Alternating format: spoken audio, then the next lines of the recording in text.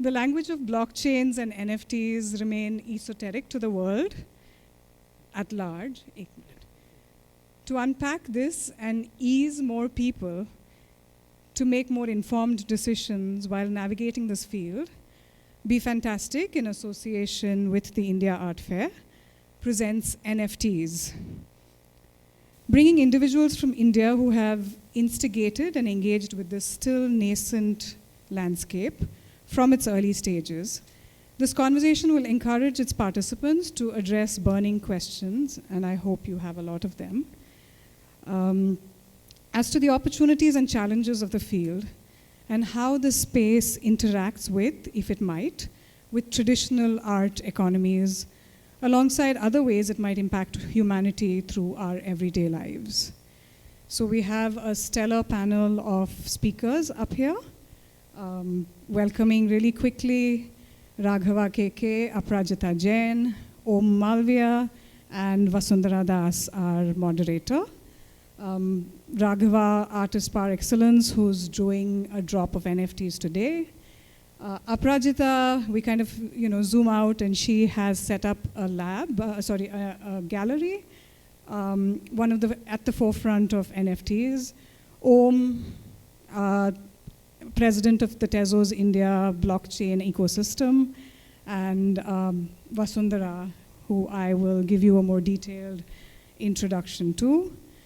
Vasundhara is a dear friend from Bangalore, but more than that, is an actress, a musician, an accomplished singer, an articulate speaker, and a facilitator. Vasundhara is a multifaceted personality, successfully straddling many worlds. Most important to this conversation here today, Vasundhara is a Radbot creator and has authored an AI chatbot that is being sold as an NFT. Given her experience on screen as an actor-musician and behind the screen as a playback singer, her recent experience as an NFT artist has equipped her with the critical lens of the uncharted territory of the NFT world. So I invite Vasundhara to take over. And I guess I have to say I am Kamya Ramachandran from BeFantastic, and really honored to have all of you here.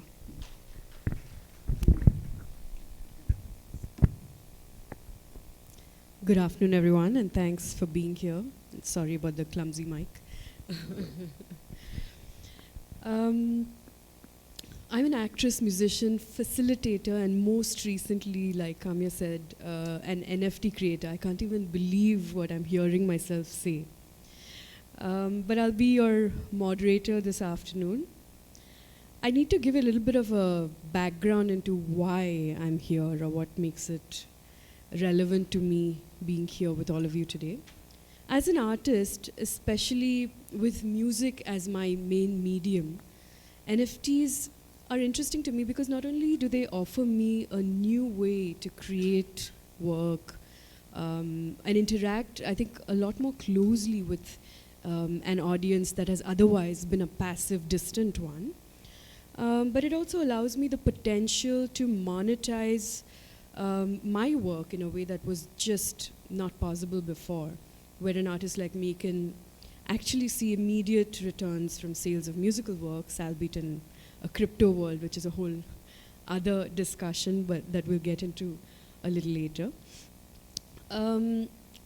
Rather than the conventional ways that one, depended on integrity of people that were between oneself as artists and the audience per se. But today, I'm here as part of a collective of creators on the Dara Radbots project, where I created a radical bot that represents underrepresented voices.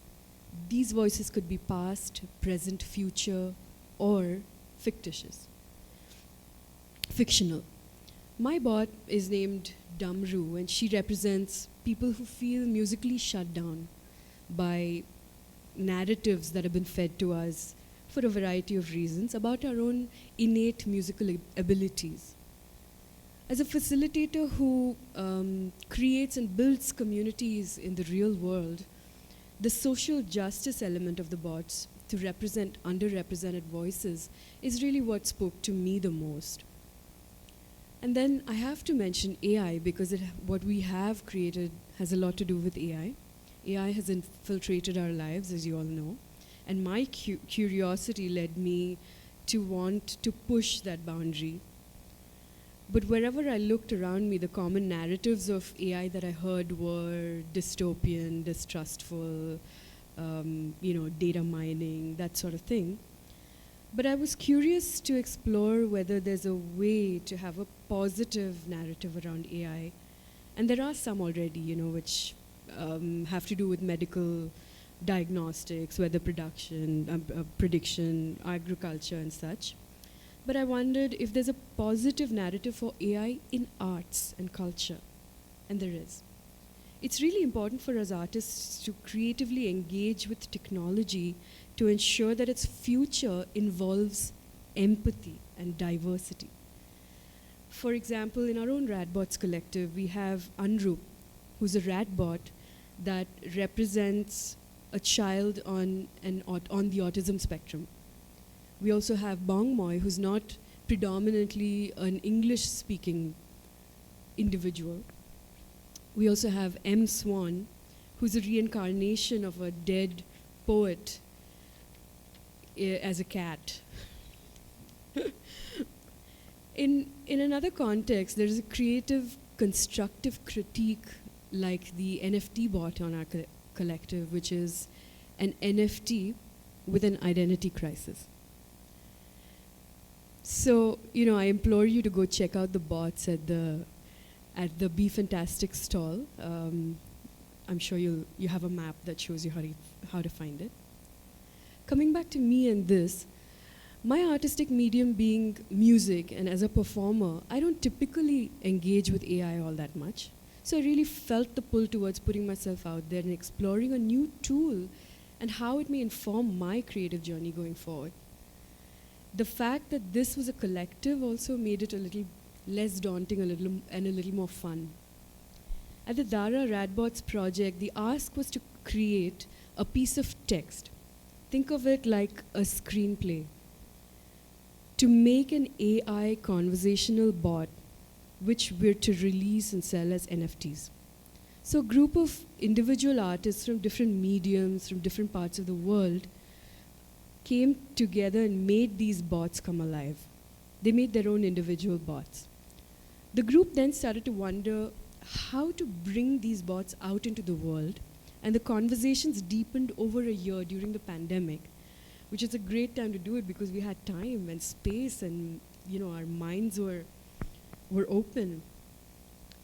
They became fully fleshed out audio-visual personalities informed not just by our text screenplay, but also by AI, which made them really unexpected and interactive. And, someone was asking me, do they seem like how you program them to be? No, because they just became their own identities.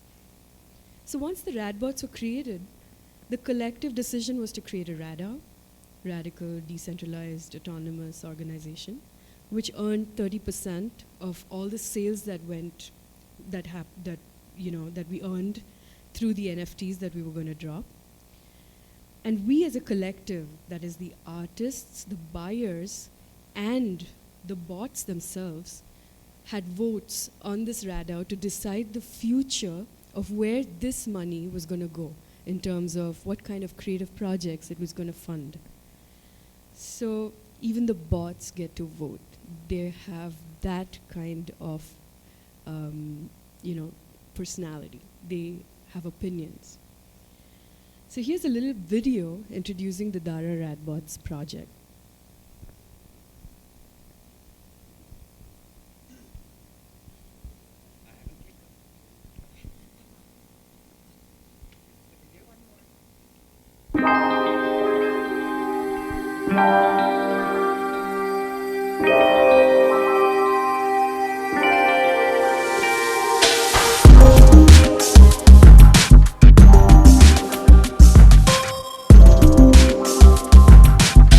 Hi, I am Damru. I think that music has the power to heal the world. Music can be a means to bring people together. It is the one language that everyone can understand. Hi, I'm Vasundhara Das, musician, actress, performer and facilitator. As part of the Dara Radbot's workshop, I created Damru, an empathetic community builder. I'm really excited to see what she gets up to once she starts interacting with the community. I hope that this isn't the last time I do something like this.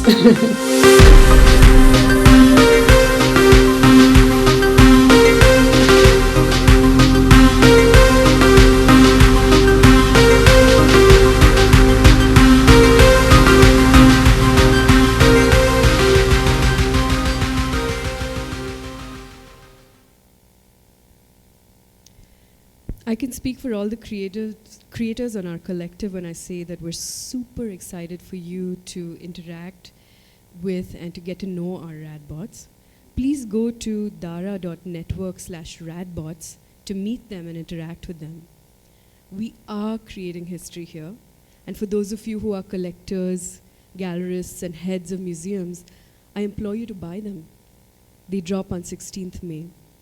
If you'd like to pre-book a bot, please email us at radbots@dara.network. And this now brings me to the more interesting part of the evening, I think, that you're all here for, to have a discussion with these lovely people here on stage with me. First off, I'd like to introduce my dear friend, Raghava K.K.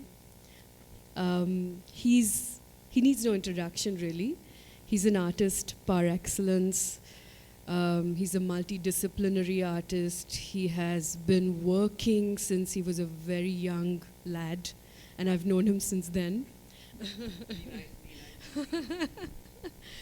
And so, you know, in addition to being this amazing, amazing human being and artist, he's also created one of the most, or the highest valued NFT that's sold in India recently. And he's about to drop a whole bunch more. There is one dropping today. Raghava has not only in his own artistic journey, had his own adventures, but he's also been influencing the adventures of other artists through so many of these different platforms that he's created, one of which is the Ink Fellows program. He really has incredibly intense rapports with the Ink Fellows and helps them imagine their future as artists as the chair and co-founder of this program. He's also the National Geographic... hold on a second. I've got a whole bunch of things here. I'm going to take them through it. Yeah. So Raghava was inducted into the National Geographic Society in 2013 as an explorer for pushing boundaries in scientific exploration through art. He's also created a new compositional process which is part human and part algorithm driven through his collaborative project Sozo, a painting machine developed for him by Artmater at the MIT Media Lab. So I introduce to you Raghava K.K. Thank you, guys. I'm going to do this very quickly because I was asked in 4 minutes to give you my journey over 20 years. So I'm going to try and do this very quickly. Forgive me. I just want you to get an idea of why I'm so excited with the times we live in today. I began my career as a cartoonist, doing cartoons of my teachers behind my school textbooks. And my paintings also reflected this mischief and these cartoon-like work. But here I'm not talking about my painting career of 25 years. I'm going to talk about technology and art. In 2006, I was part of a movement where artists created their own currencies. And we would register that with a non-profit entity to try and create our own economics. And we were shut down by the Danish government, unfortunately. In 2011, I was part of a movement called Sedition Art, where artists tried to create a museum of digital art, and we were selling our work, Yoko Ono, Damien Hirst, but this whole project failed because nobody understood digital uniques. In 2011, I created a children's book on the iPad, and it was an art piece that Aparajita actually took to Singapore Art Fair, and it did really well there. But we ran into a big problem. The big problem was that when I came home from the fair, my wife was like, did you build it for kids or for some art collector to keep? And that was a real dilemma because there was no other choice but to choose between these two. I chose to make it a children's book. We won awards, but this caused a lot of confusion about tech and art. In 2011 to 17, I taught 6 classes between MIT and Harvard, where we would use hackathons to imagine participatory art. What is the role of the viewer? 2013, I launched Mona Lisa 2.0, where the artwork changes based on what you think about it. If you think this painting is really hot, she starts doing a striptease for you. If you think she's a goddess, she becomes very divine. And I launched this all over the world. In 2013, I got a very unique opportunity. A data scientist and an artist, for the first time in 150 years, were invited by Nat Geo to actually go through their archives and imagine what is the story of humanity looking back into the future. In 2013, I started writing algorithms to influence my painting style, because I realized that I wanted to invent new painting techniques, and I used algorithms to try and do that. And in 2016, I had an opportunity to imagine a 200-year vision for what today is called NFTs. We called it crypto art. In fact, Aparajita was very involved in helping me shape this vision. In 2016, we said, what is the future? What is a 200-year vision for when digital art becomes unique? I won't go into the details, but I'm happy to talk about it later. In 2017, I had a conversation with Sophia, who is considered the most intelligent AI alive. In fact, she has the citizenship of the UAE. And what we were doing over there is we were trying to talk about what is the role of an artist when everything is replaced by AI. In the same year, my brother Karthik, who's an economist, and I started 64bar1. And our first project was commissioned by, again, Aparajita. So sad, you're stuck with me, Aparajita. And what we did was we curated the world's first AI art show in India and launched the career of 9 pioneering artists around the world. Not too many people know that the AI art movement started in New Delhi at Nature Mart with us. One of the things we proposed in our thesis while we did that show is can we look at art through the lens of transcendence? What is the role? What is the new god of our times? What is the object of transcendence? And using that, we published a whole bunch of articles, my brother and I. The first, again, commissioned by Aparajita.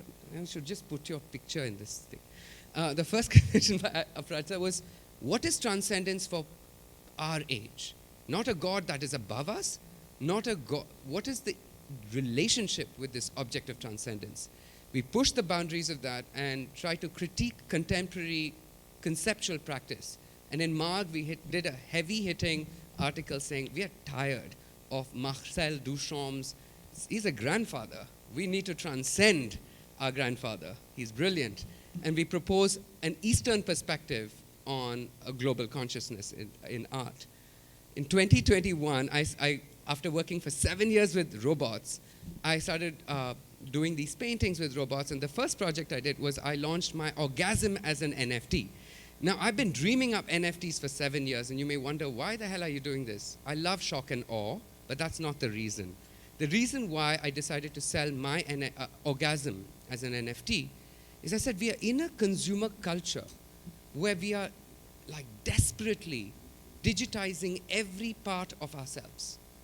And the question was, if everything is digitizable, which you'll find out everything is, including your mother and the bot and the cat, and you'll realize that is the most intimate of human experiences, should we put a price to that? So I decided to do that. I worked with scientists, with data artists, and created an artwork using robots that documented and sold the most intimate of my own human experience. Then in 2019, I launched a phygital project where I was trying to bring the digital world and my traditional art practice. The truth of the matter was I had to hide all of this for 20 years from the art world because they were saying, what the hell are you doing with algorithms and robots and shit like that? And today I can proudly stand here and show you what I've done over 20 years that I had to hide. And finally, we've dropped a bunch of NFTs. I won't go into that. But today I'm dropping something very exciting with my friend Lara Stein. We're launching a DAO. And this DAO, NFTs, have the potential of changing this planet in one generation. We want to try and use regenerative projects on Earth, on planet Earth, that are funded by and supported by artists, scientists, and the NFT market.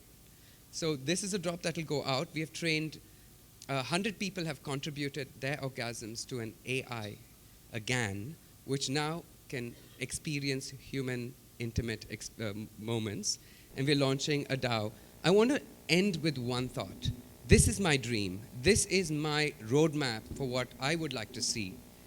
I want art to stop being exclusive. It needs to be more inclusive. We need for art to be more hopeful and not hopeless. Much of the art is depressing that I see.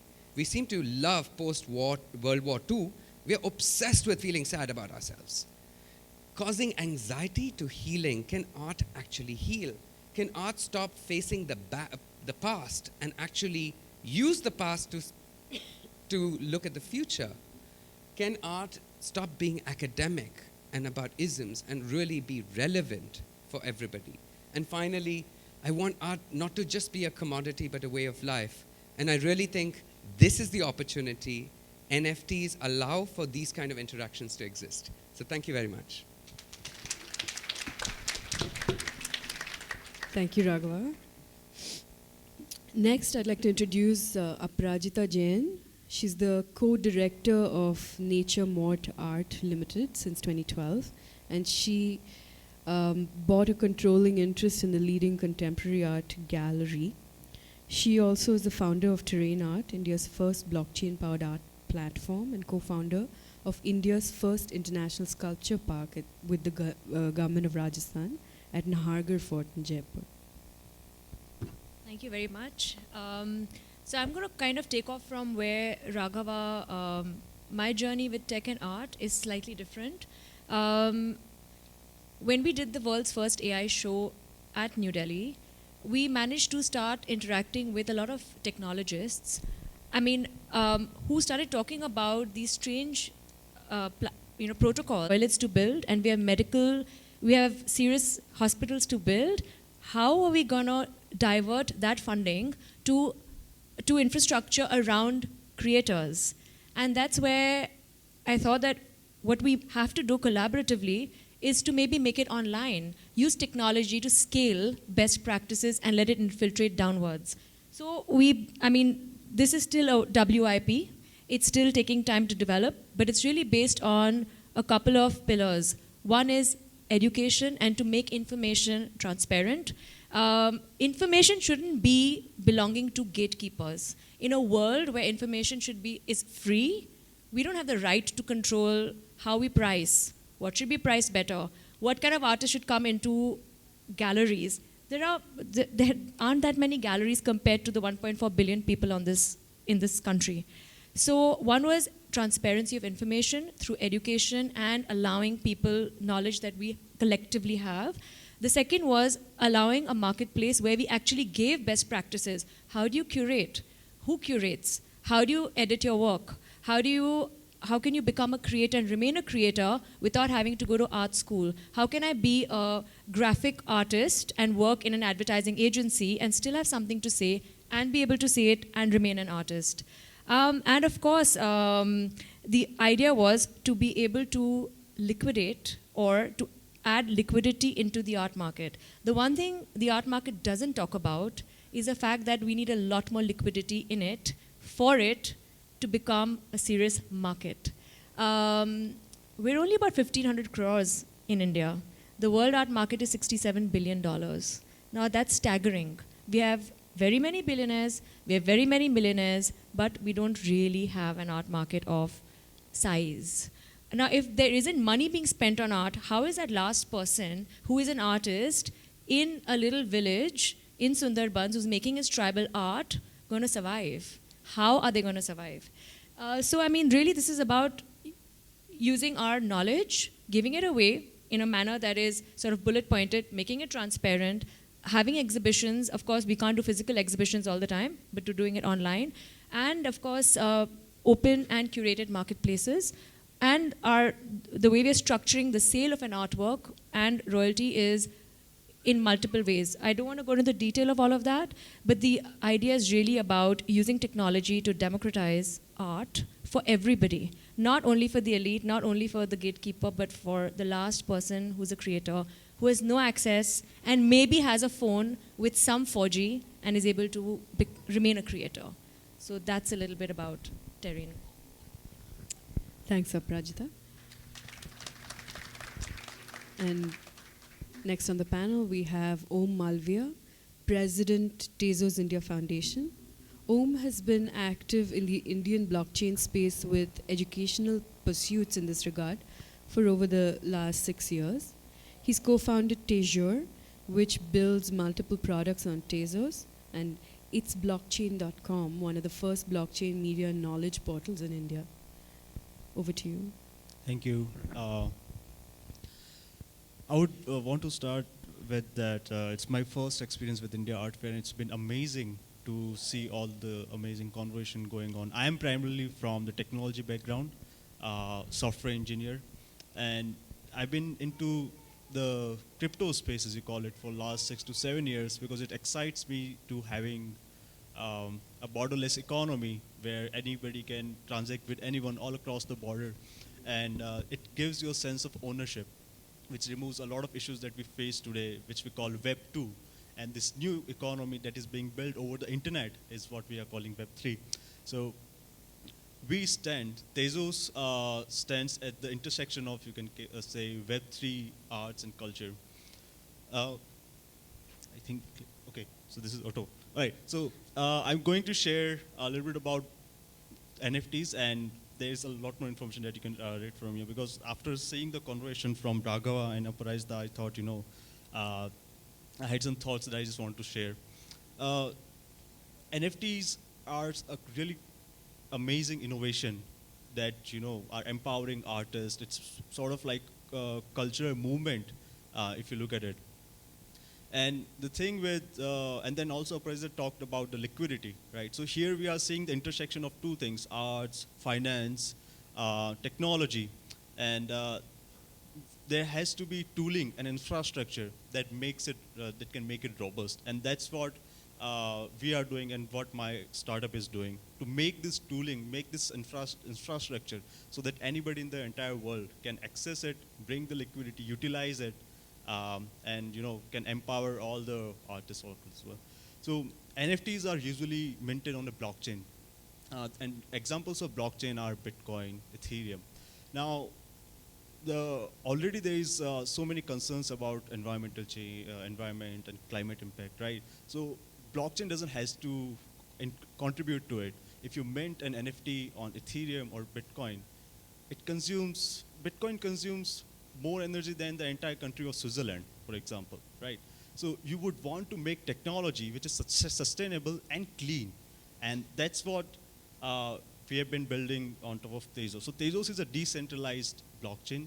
It's not owned by any single entity. We are all independent, non-profit organization who basically work towards educating people to encourage them to use a sustainable, clean blockchain technology, and to empower all the artists, developers, everybody all of us are going to be part of this Web3 economy in next few years, and to bring them on board, to bring that tooling, to bring that infrastructure is very important. Now, Web3, if we talk about their Web3 arts and culture, we can see it as Web3 is about having ownership. Like Raghava talked about, everything is going to be digitized in few years. Now, are we going to have the ownership of all the things that is going to be digitized? Like, let's say our grandmother is going to be digitized, but that having that sense of ownership is very important, and that's the amazing revolution that crypto brings, the blockchain brings. Now, having to have that ownership, also it should be in a way that it doesn't increase the current concerns that we have about environment and climate change, etc. Right. So Tezos is built in a way, it's a blockchain, built in a way that uses as much, and if you want to mint an NFT on Tezos, it uses even less energy than it takes to tweet, just a single tweet, right?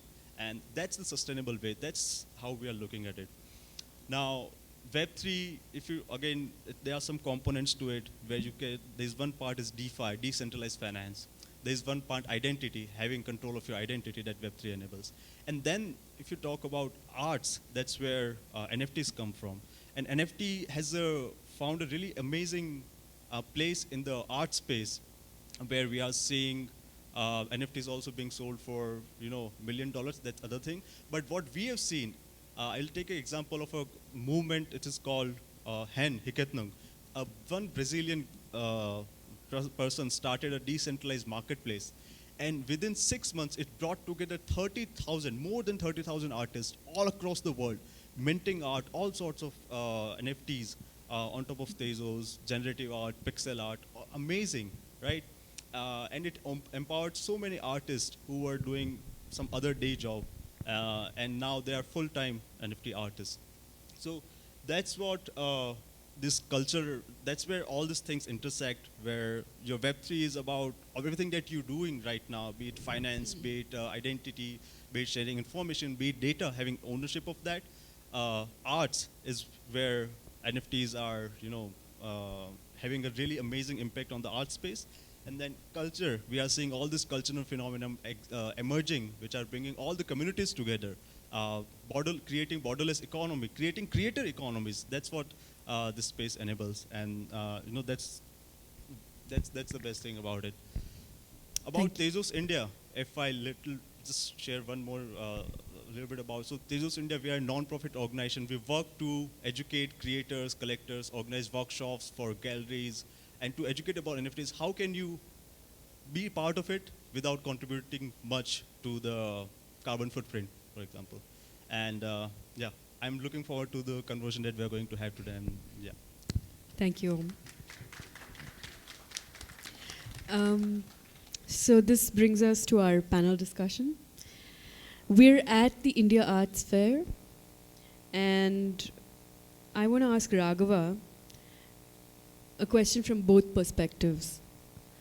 Why should artists be interested in NFTs, number one, and why should potential art collectors be interested in them? I'm going to be very honest. Unfortunately, everywhere I go, there's a joke that artists, when they meet for dinner, they talk about money, and when bankers meet, they talk art. And I'm telling you that the saddest thing I've seen in all conversations about art and NFTs is about the market. I'm telling you, this is the first time we can create a new digital encounter, build aesthetics based on the digital encounter where physics environments don't exist. Artists need, of course, I would say, everyone should have an opportunity to participate, but I'm excited by new forms of art, new aesthetics being developed in this space. So I think that's the number one reason why artists should participate. Make money, great, but that's my number one reason. Why should collectors participate? Collectors should participate because it's the first time they can co-create the art world together. They actually participate in creating the, you can build a deeper relationship with your audience. You can understand your investment. And I always believe, I hate the word FOMO. That's not a good reason to join the NFT madness because people are making billions of dollars. That is not true. What is true is for the first time, digital art is given a platform and a collector base and a new models of engagement. That's, yeah. So Aparajita, the next question could be for you.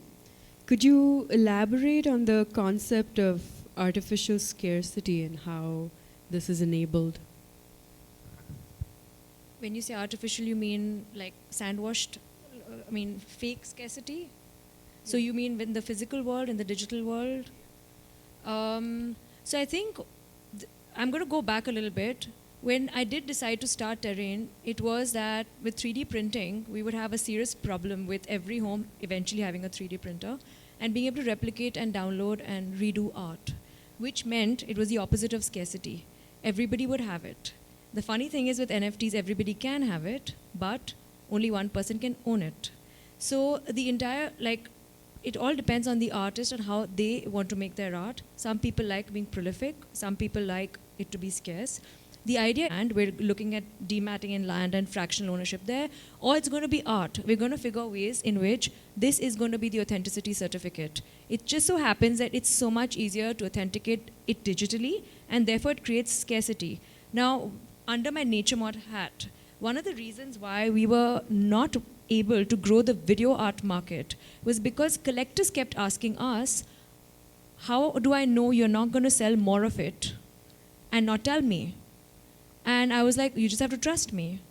And trust is not a very easy thing to have between two people, right? It should be there, but it's not there, which means we had to depend on the integrity of me in that equation. I had to depend on the integrity of the person who actually produced the video. So the artists are outsourcing some bit of their digital creation. So there was too many places where person could not be trustworthy, and therefore that art piece was going to become prolific. And there was no way of proving ownership. So, I mean, really speaking, this is just a tool to prove ownership and to give scarcity as and when required. But like I said, the funny thing about NFTs is everybody can access the Beeple work that's sold for a crazy price. I can have it, everybody can have it. But ownership remains one. So it's really about that. There are very different kinds of artists who have decided to utilize NFTs to monetize their digital art practices. Raghava, could you give us a sense of the different attitudes and approaches that are being taken in these nascent landscapes? I would rather answer art-related questions than platform. Okay. So I think that's for you then, Om. Sure.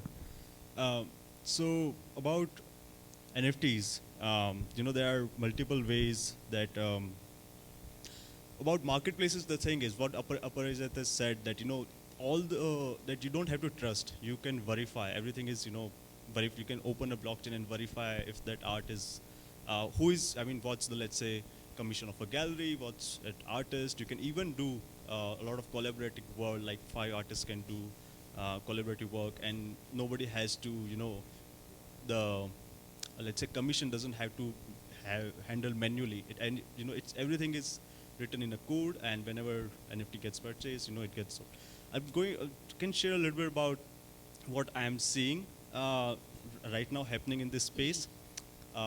So a lot of NFT artists who are coming, they are utilizing amazing platforms, and there are great platforms out there which you can use without, as I said, you can use mint your clean NFT without contributing much to the carbon footprint. And mainly for all the marketplaces, I don't want to take name, but the tooling is advancing in a way that I'm seeing that in next 1 year we are going to have even better tools to do this. Like Aparajita said, we are going to see NFTs everywhere, right? And monetizing them and also accessing them and utilizing that is going to be way easier.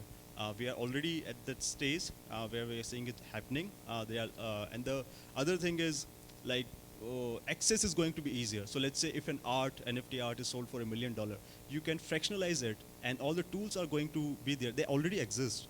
And even if I don't have a lot of money, but I want to own a piece of that art, it is going to be possible. That it is possible right now. And we basically, on the technology side, we work at that forefront to enable that. And I guess, there are so many resources that artists can utilize to basically do that. I don't want to take any specific brand names or something, but yeah. Thanks.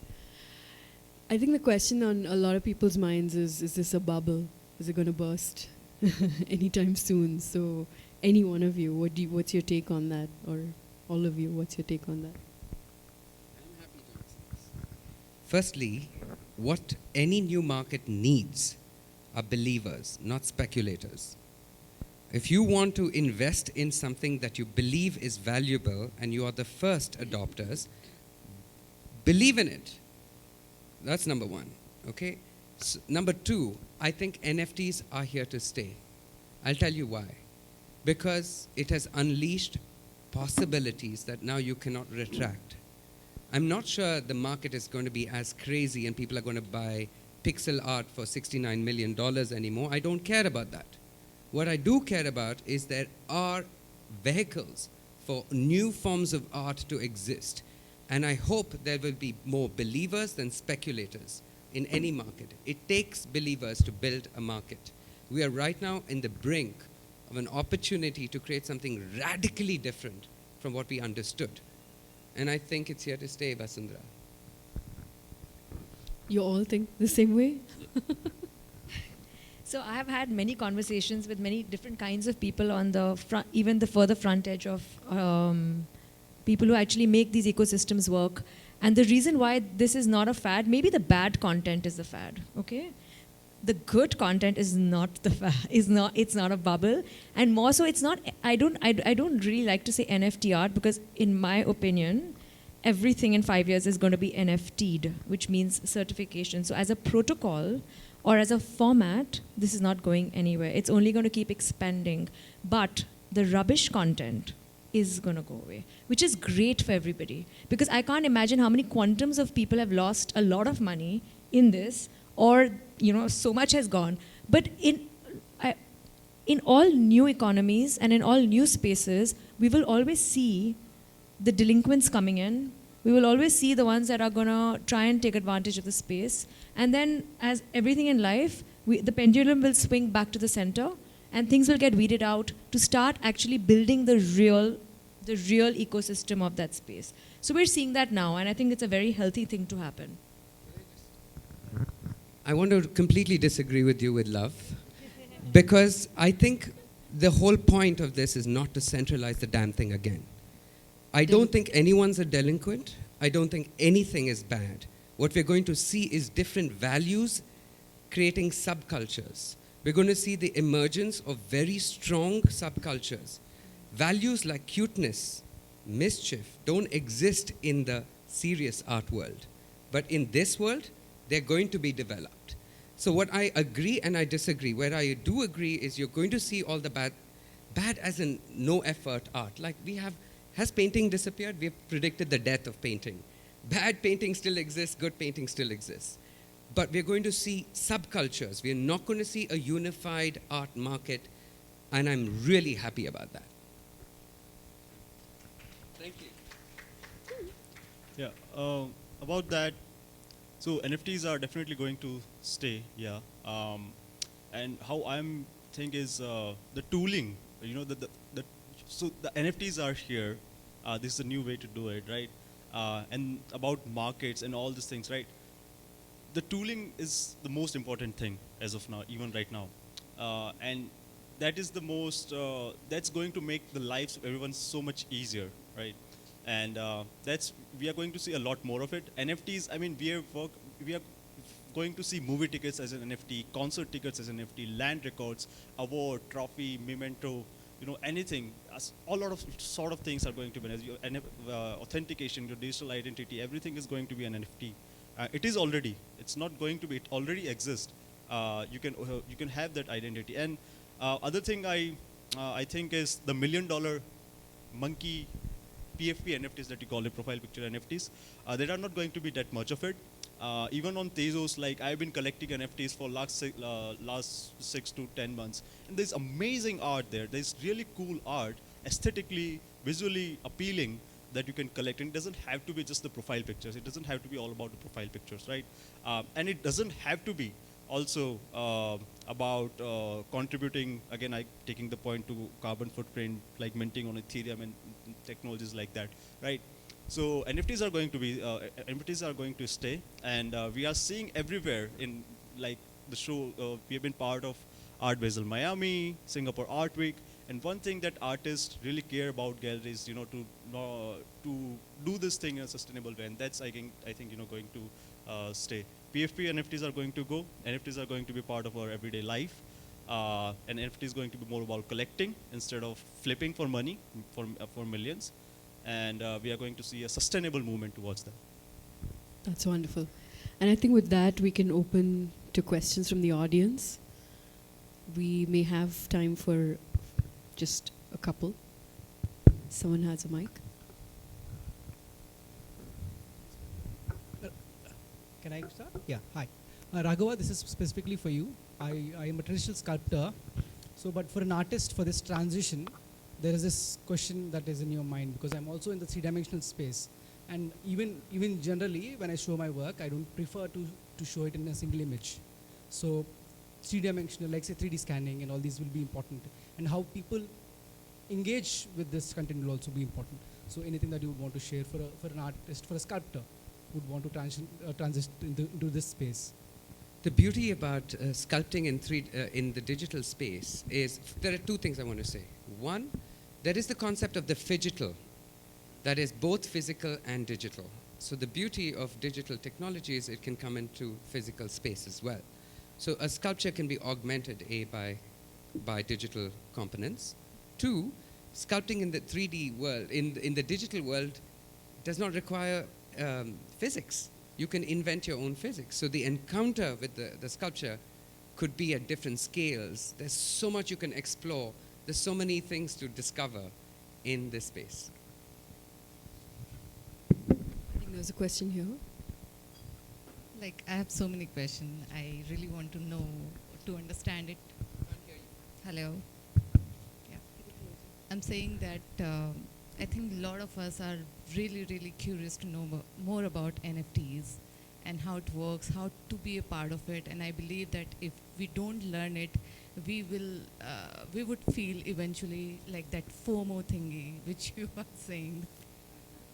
Because, yeah, that's Didn't there. you just say that's not the reason to get into That's it? not the reason, but that's the reason. Like, we all want to learn and we all are curious about it. Right, guys? I want to say something very quickly. Yeah. 6 years ago, I went calling the top artists, the top galleries, the biennales, whoever in India. And there was no FOMO back then, right? And they said, we'll never publicly announce our price. Today, it's changing. The second thing they said they will never do, there was an Indian gallery that commissioned a booth at the Kochi Biennale and then retracted because they said, you're replacing humans with robots. You are not in our mandate. So we are seeing so much resistance, and suddenly there's this obsession. And I don't think that's healthy. I think take your time and learn. NFT means non-fungible token. Non-fungible means something that cannot be replaced. And the most non-fungible entity in the world is you. And if you want to tokenize it, have ethical boundaries, experiment with it, and don't worry about trying to make a $69 million piece. It doesn't exist. Please understand that the art world is not Sotheby's or Christie's. It is a whole ecosystem. So let's not look at these one-off instances and try to emulate them.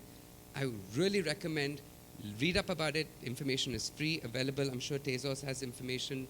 Terrain has information. I do workshops to help people. But no FOMO, because you're going to kill yourself before you start. I just want to add to that, because how the thing is happening is you don't have to have the FOMO, because as I keep saying, there are going to be better tools available. To take an example, when this NFT started, there was a wave of generative art, where if you know code, only then you can create generative art. Now there are tools available like FXH. It's you don't have to know a lot of coding. You just have to go watch a YouTube video of basic code, and you have to do your designs and put them in layers, and it will create the versions itself, right? So there is also this evolvement of the markets are going to evolve. They are going to self-adjust. The tools are going to be better. So let's say even 6 months down the line, it might be easier for you to get into NFTs than it might be right now if you want to do a specific thing. So that's also I'm very happy, looking forward. Many questions, little time. One more. Thank you. Thank you for a wonderful talk. Just the fact that as an artist I feel overwhelmed by, like, you hear so many platforms and you're like, which one to choose? It's almost like as an artist, you want to relate to people, the gallerists and all. And even in the online world, when it is NFT, you want to be connected to somebody who can connect back to you. So in this area, I don't know, or for whatever reason, it's like gray area. I'm like, how to go, where to go. Raghava, it was nice talking to you in Dubai. If you can add more to that. I'll just say one thing and then you should answer this. I'll just say that the art world is even worse. Try and walk in as an artist, as a young artist, and try making any sense of the art world. Which gallery do I show in? Where can I show my work? What is selling? No data is available. Nobody tells you what a gallery focuses on. It's absolutely exclusive, cut-off world.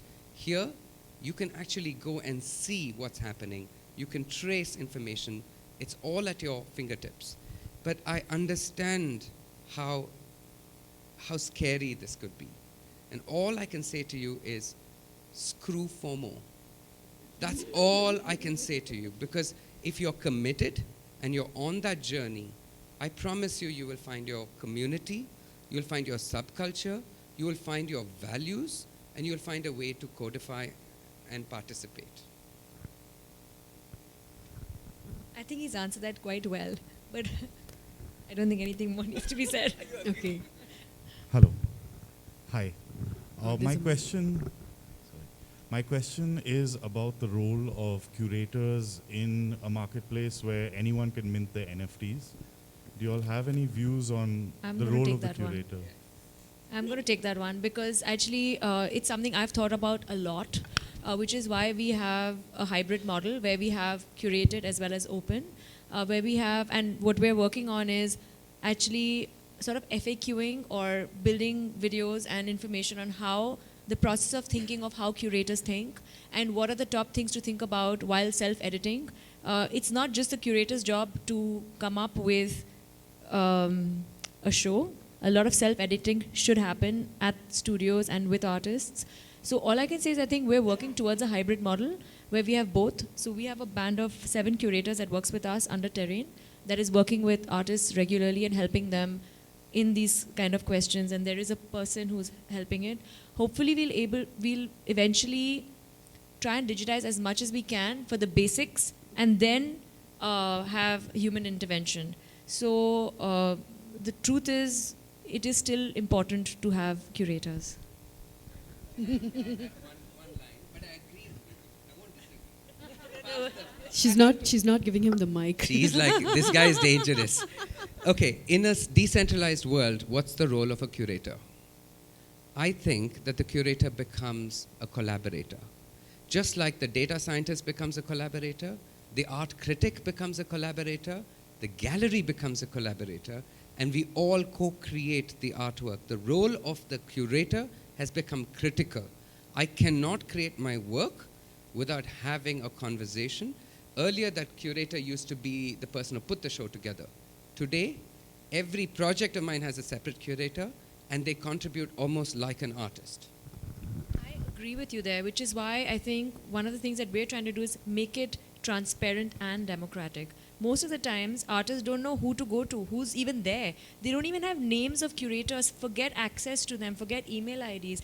They're not enough. They're writers. I get calls from so many art writers saying, what can we do next? I get calls from curators to saying, what can we do next? But there's no central, central, decentral, whatever you call it, an aggregator that's going to help make this entire ecosystem transparent for everybody. There's always somebody for somebody, which means there's always an artist that is going to want to work with a curator who's going to work with them. But we struggle. As nature mode, sometimes we struggle in accessing information. I can't begin to imagine how hard it is for people just beginning, which is one of the efforts that we're making, is to allow a place where different people can put up their information so that others can see it and access them. We shouldn't have to be the gatekeepers for everything. That's unfair. So it's about, the way I look at decentralization is by making everything transparent. And then people decide what they want to do rather than me saying, this match should happen with this match and that's how it should work.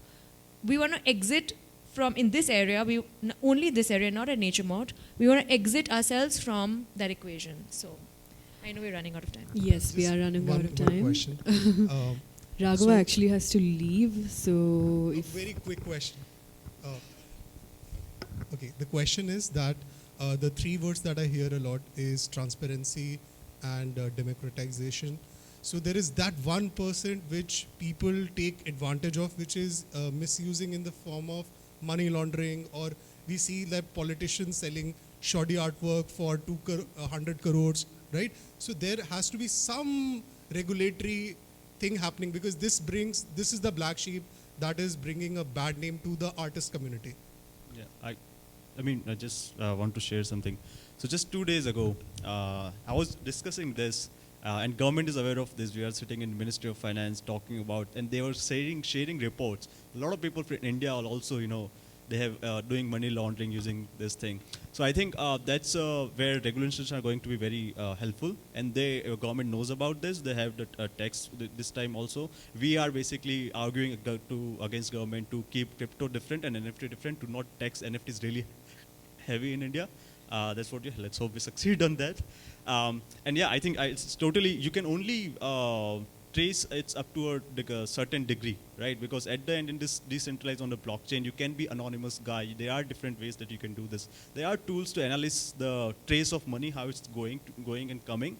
But I think regulations is very important. If we do, like 5 years ago, everybody didn't like to talk about Bitcoin or touch Bitcoin. Now, like companies like Tesla, and they're all buying it, right? I don't want to get into that aspect, but why? Because regulations, right? You have to have a certain framework to enable this, and also frauds and all of these things that are happening. And I'm just want to make it hopeful that government and a lot of people all around the world are looking into it, and hopefully we are going to see a full regulation within next 2 years. I have to run, so I have a drop to go to. But I want to say one thing. I was just in Egypt, and my friend from South Africa was there, and I saw what's going on in the art fairs over there. I see screens everywhere. I see experiences everywhere. Unfortunately here, it's Terrain that is showing this. The art fair needs a radical shift from what we are doing. We young people need to actually come and show the world what we're capable of. And for the critics out there, develop new aesthetics that are Indian, that can talk about this encounter. And for the collectors out there, please don't speculate about the price every time you put something out. Instead, put a band of people together and support this movement. This is not a speculative following what America does movement. There is so much that has originated in India in this movement, and I hope we'll take pride, and next year when I come back, this is not a mere small speculative exploration. So thank you, and I have to run. I want to thank all of you for coming here today. The very point of us speaking about NFTs is so that we can have this dialogue not just among the stakeholders here, because we're not the only stakeholders, but also with all of you, because you're the ones that are either the artists or the collaborators or the buyers. And so I hope that this is something that you explore. We have, of course, like I said, the BeFantastic stall with the Radbots right there for you to go and interact with. I want to thank all our panelists. Thank you so much for your time and your input. And thanks to Dara and BeFantastic for putting this together. Thanks so much.